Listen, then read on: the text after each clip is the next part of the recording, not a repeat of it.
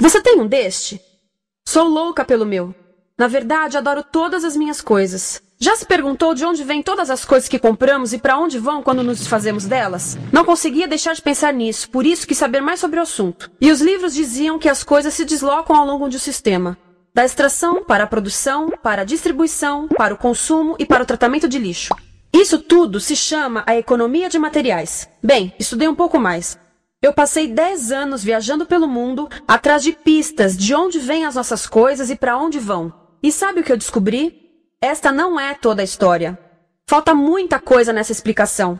Em primeiro lugar, neste sistema parece que está tudo bem, sem problemas. Mas, na verdade, é um sistema em crise, porque trata-se de um sistema linear. E nós vivemos num planeta finito. E não se pode gerir um sistema linear num planeta finito, indefinidamente. Em todas as suas etapas, este sistema interage com o mundo real. A vida real não acontece numa página em branco. Interage com sociedades, culturas, economias, o ambiente. E durante as etapas, a vida vai se chocando contra seus limites. Limites que aqui não vemos porque o diagrama está incompleto. Então, voltemos atrás para preencher alguns espaços e ver o que falta. Uma das coisas mais importantes em falta são as pessoas. Sim, pessoas. As pessoas vivem e trabalham em todas as etapas desse sistema, onde algumas são um pouco mais importantes que outras. Algumas têm maior poder de decisão. Quem são elas? Comecemos pelo governo. Meus amigos dizem que eu devia usar um tanque para simbolizar o governo. E isso é uma realidade em muitos países, e cada vez mais também no nosso. Afinal, mais de 50% dos nossos impostos vão para os militares. Mas vou usar uma pessoa para simbolizar o governo, porque acredito nos valores e na visão de que o governo deve ser das pessoas, pelas pessoas, para as pessoas. A função do governo é olhar por nós, cuidar de nós. Esse é o seu trabalho. Depois vem as corporações. O que leva as corporações a parecerem maiores que o governo é porque elas são maiores que o governo. Atualmente, entre as 100 maiores economias da Terra, 51 são corporações. À medida que as corporações foram crescendo, em tamanho e poder, assistimos a uma pequena mudança no governo, como se estivessem mais preocupados com o bem-estar deles do que com o nosso. Muito bem, então vejamos o que mais falta nessa imagem. Começaremos pela extração, que é uma palavra pomposa para exploração de recursos naturais, que por sua vez é uma palavra pomposa para destruir o planeta. A verdade é que cortamos as árvores, arrebentamos as montanhas para extrair os metais, consumimos toda a água e exterminamos os animais. Aqui enfrentamos o nosso primeiro limite. Estamos ficando sem recursos naturais. Estamos utilizando demasiados materiais. Sei que isto pode ser difícil de ouvir, mas é a verdade. Por isso temos que lidar com isso. Durante apenas as 3 últimas décadas, foram consumidos 33% dos recursos naturais do planeta. Desapareceram. Cortamos, minamos, perfuramos e destruímos o planeta tão depressa que estamos debilitando a capacidade do planeta para sustentar o nosso modo de vida. Aonde eu vivo, nos Estados Unidos, resta-nos menos de 4% da nossa floresta original. 40% dos cursos de água estão impróprios para o consumo. E o nosso problema não é apenas estarmos utilizando demasiados recursos, mas o fato de estarmos utilizando mais do que a nossa parte. Temos 5% da população mundial, mas usamos 30% dos recursos mundiais. Se todos consumissem ao ritmo dos Estados Unidos, precisaríamos de 3 a 5 planetas. E sabem uma coisa? Só temos um. Então, a resposta do meu país a essa limitação é simplesmente ir tomar dos outros. Este é o terceiro mundo, que alguém dirá tratar-se apenas de uma expressão para designar o local para onde foram as nossas matérias-primas. E o que é que acontece?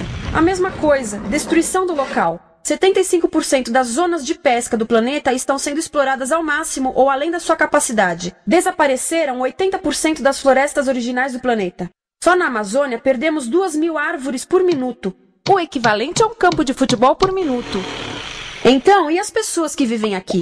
Bem, de acordo com esses sujeitos, eles não são donos desses recursos, mesmo que vivam lá há gerações. Não são donos dos meios de produção, nem compram muitas coisas. Nesse sistema, quem não possui nem compra muitas coisas não tem valor. A seguir, as matérias-primas seguem para a produção, aonde utilizamos energia para misturar químicos tóxicos com recursos naturais para produzir produtos contaminados com tóxicos. Há atualmente no comércio mais de 100.000 químicos sintéticos. Apenas um punhado foi testado para avaliar o seu impacto na saúde, e nenhum foi testado em relação aos impactos sinérgicos na saúde, ou seja, a interação com todos os outros químicos aos quais estamos expostos diariamente. Por isso, desconhecemos o impacto total deles na saúde e no ambiente. Mas sabemos uma coisa: os tóxicos entram e saem. Enquanto continuarmos a introduzi-los nos nossos sistemas de produção industrial, continuaremos a inserir esses tóxicos nos produtos que levamos para nossas casas, trabalho e escolas, e claro, para nossos corpos. Como os BFRs, ou retardantes de incêndio à base de brometo, que tornam as coisas mais resistentes ao fogo, mas são super tóxicos. São neurotóxicos, ou seja, tóxicos para o cérebro. O que é que estamos fazendo usando esses químicos? Apesar disso, os usamos em nossos computadores, eletrodomésticos, sofás, colchões e até alguns travesseiros. Sim, pegamos nossos travesseiros, os revestimos com neurotoxinas, levamos para casa e dormimos por 8 horas com eles. Não sei, mas acho que num país com tanto potencial, poderíamos ter uma maneira melhor de evitar que as cabeças peguem fogo à noite. Sabia que essas toxinas vão se acumulando ao longo da cadeia alimentar e se concentram nos nossos corpos? Sabe qual é o alimento do topo da cadeia alimentar com o nível mais elevado de químicos tóxicos? O leite materno. Isto significa que os menores membros das nossas sociedades, os nossos bebês, recebem as maiores doses de químicos tóxicos das suas vidas a partir do leite das suas mães. Não acha que é uma incrível violação? A amamentação deveria ser o mais importante ato humano de nutrição. Deveria ser algo sagrado e seguro.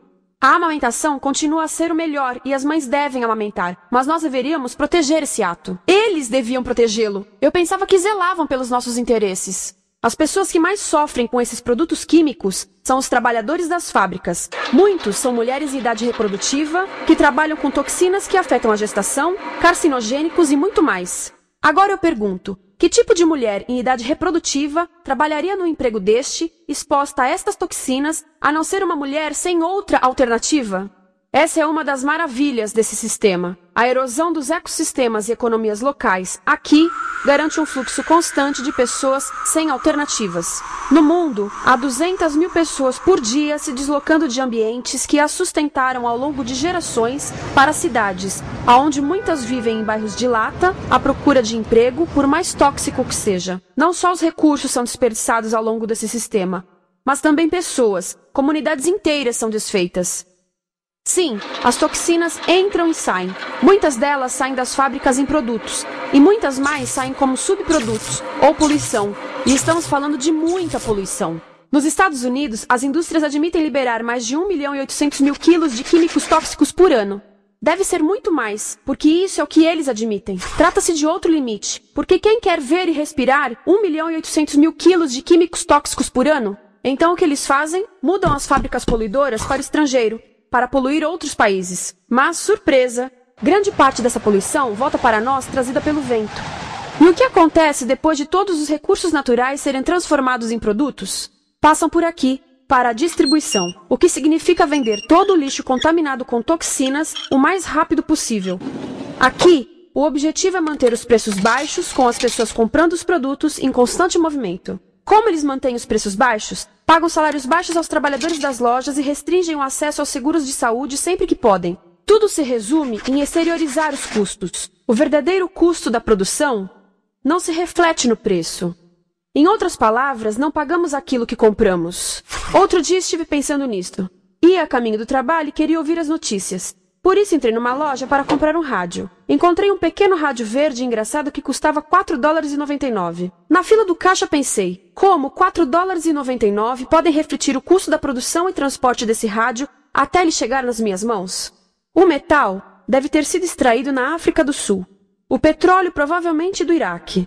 O plástico produzido na China e talvez montado por uma criança de 15 anos numa fábrica do México. $4,99 não paga nem o aluguel do espaço ocupado na prateleira, nem parte do salário do empregado que me atendeu, ou as viagens de navio e caminhão que o rádio fez. Foi assim que eu percebi que eu não paguei o valor do rádio.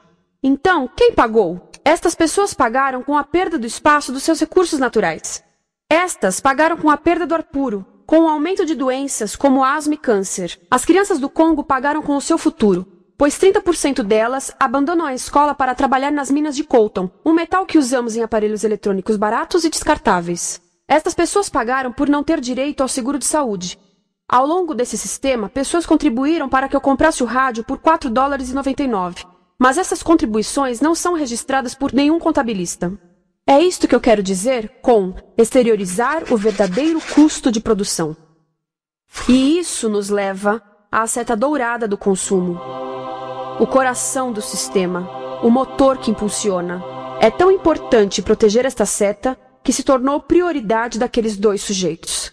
É por isso que após o 11 de setembro, quando nosso país estava em choque, o presidente Bush poderia ter sugerido fazer luto, rezar, ter esperança, mas não, ele disse para fazermos compras. Compras! Nos tornamos uma nação de consumidores. Nossa principal identidade passou a ser de consumidores. Não mães, professores, agricultores, mas consumidores. Nosso valor é medido e demonstrado pelo quanto contribuímos para esta seta. Quanto consumimos. Não é isso que fazemos? Compramos, compramos, compramos. Manter os produtos circulando. E como circulam? Sabe qual a porcentagem dos produtos que circulam através desse sistema que ainda são usados 6 meses depois da venda na América do Norte? 50%? 20%? Não, 1%. 1. Em outras palavras, 99% das coisas que nós cultivamos, processamos, transformamos, 99% das coisas que percorrem o sistema são lixo em menos de 6 meses. Como é que podemos gerir um planeta com esse nível de rendimento? Mas não foi sempre assim. Hoje, o consumidor médio americano consome o dobro que há 50 anos. Pergunte à sua avó. No tempo dela, a boa gestão, a engenhosidade e a poupança eram valorizados. Então, como é que isso aconteceu?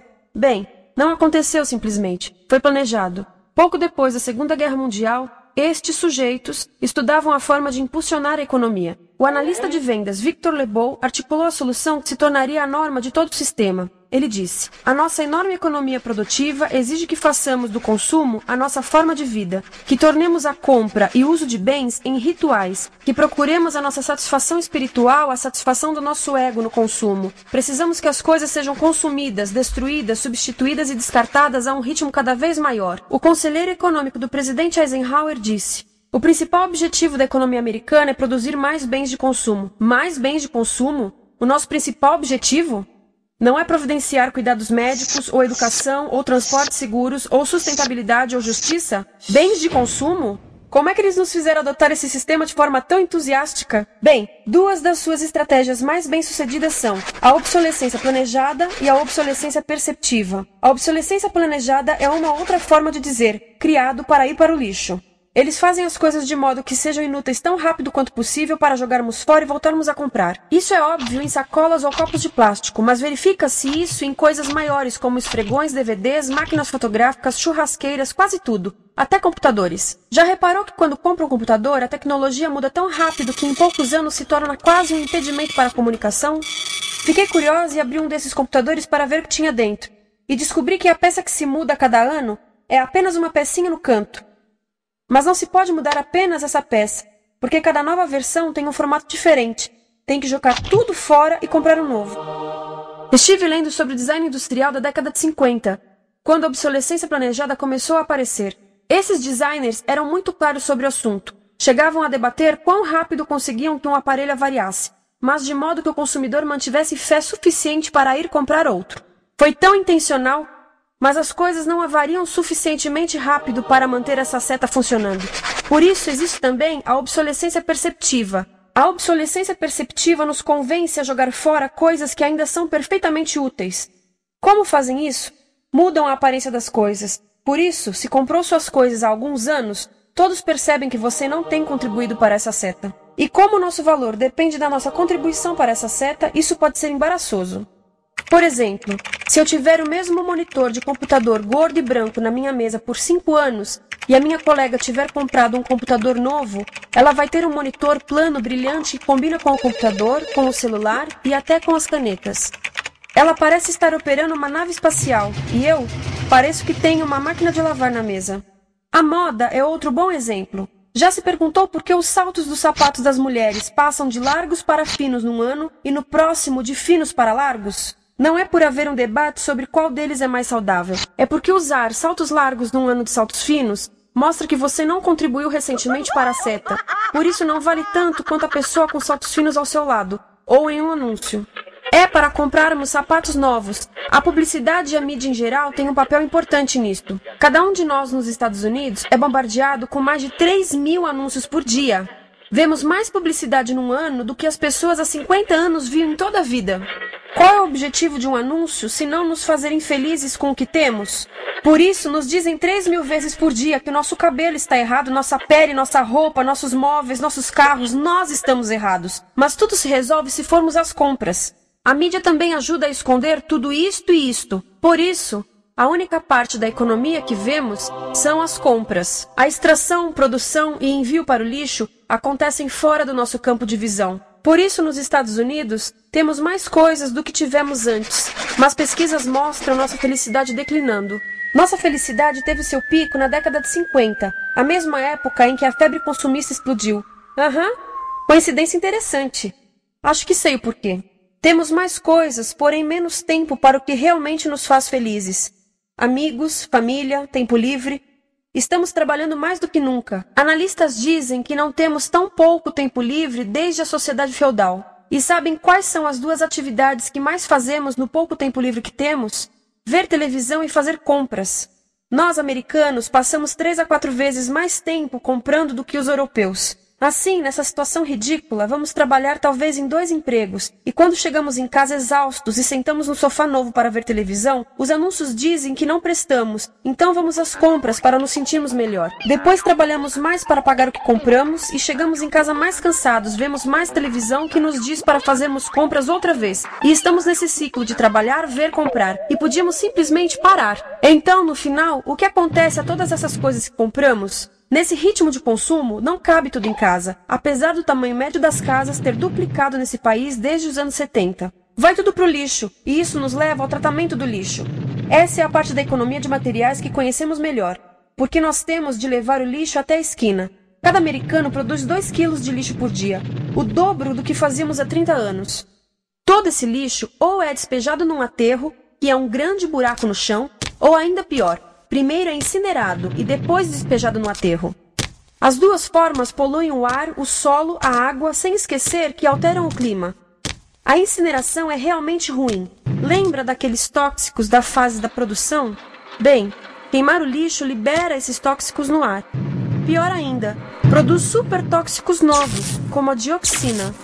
A dioxina é a substância mais tóxica feita pelo homem, e os incineradores são a principal fonte de dioxina. Isso significa que podemos parar a principal fonte da mais tóxica substância conhecida e feita pelo homem, simplesmente parando de queimar o lixo. E podemos parar hoje. Algumas empresas não querem criar aterros e incineradores aqui. Por isso, também exportam os resíduos. Então, e a reciclagem? A reciclagem ajuda? Sim, a reciclagem ajuda. Ela reduz o lixo nessa extremidade e depois reduz a pressão para minerar e colher mais nessa extremidade. Sim, todos devemos reciclar, mas reciclar não é o suficiente. Reciclar nunca será suficiente, por 2 razões. Primeiro, o lixo que vem das nossas casas é apenas a ponta do iceberg. Para cada saco de lixo que deixamos na esquina, 70 sacos de lixo são criados anteriormente, só para fazer o lixo desse saco que deixamos na esquina. Assim, mesmo que pudéssemos reciclar 100% do lixo das nossas casas, não se chegaria ao coração do problema. Além disso, grande parte do lixo não pode ser reciclado, ou porque contém demasiados tóxicos, ou porque é criado de início para não ser reciclável. Como aquelas caixas de suco, que têm as camadas de metal, papel e plástico, todas coladas. Não dá para separar essas camadas para reciclá-las. Como se vê, é um sistema em crise. Por todo o percurso, estamos batendo em limites, do clima em mudança ao decréscimo da felicidade. Simplesmente não está funcionando. Mas a parte boa de um problema tão generalizado é haver tantos pontos de intervenção. Há pessoas trabalhando aqui salvando florestas, e aqui na produção limpa. Pessoas trabalhando em direitos do trabalho, em comércio justo, em consumo consciente, no bloqueio de aterros e incineradores. E muito importante, em recuperar o nosso governo, para que seja realmente pelas pessoas e para as pessoas. Todo esse trabalho é criticamente importante, mas as coisas vão realmente começar a se mover quando enxergarmos as ligações, quando enxergarmos o panorama geral. Quando as pessoas ao longo do sistema se unirem, poderemos reivindicar e transformar esse sistema linear em algo novo, um sistema que não desperdice recursos ou pessoas. Porque aquilo de que precisamos nos livrar é da antiga mentalidade de usar e jogar fora. Há uma nova escola de pensamento nesse assunto, e é baseada em sustentabilidade e equidade, química verde, 0 resíduos, produção em ciclo fechado, energia renovável, economias locais vivas, já está acontecendo. Há quem diga que é irrealista, idealista, que não pode acontecer. Mas eu digo que quem é irrealista são os que querem continuar pelo velho caminho. Isso é que é sonhar. Lembre-se que a velha forma não aconteceu por acaso. Não é como a gravidade que temos que conviver. As pessoas a criaram, e nós também somos pessoas. Por isso vamos criar algo novo.